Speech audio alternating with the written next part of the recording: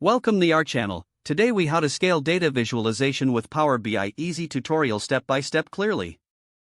Open Power BI desktop and ensure you have your data loaded. Navigate to the Home tab and select Get Data to import your dataset. Choose your data source type from options like Excel, SQL Server, or SharePoint.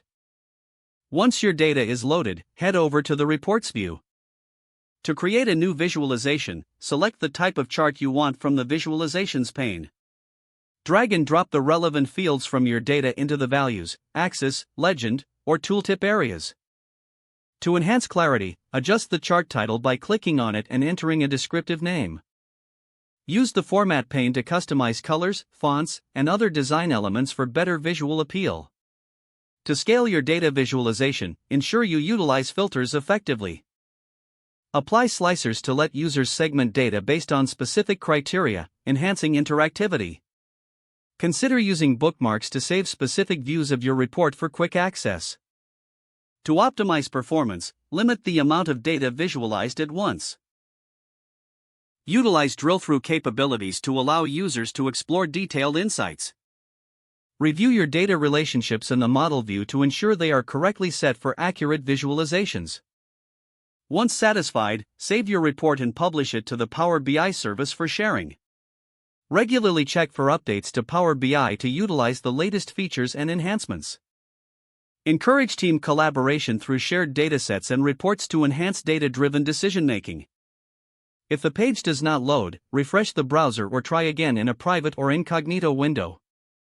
Make sure you are using the correct email address, then retype it carefully to avoid small typos. If your password is not accepted, use the reset option and create a new strong password you can remember. Check your spam folder for verification or security emails, then complete any requested confirmation steps. Enable two-factor authentication if available to improve account security and reduce unauthorized access risk.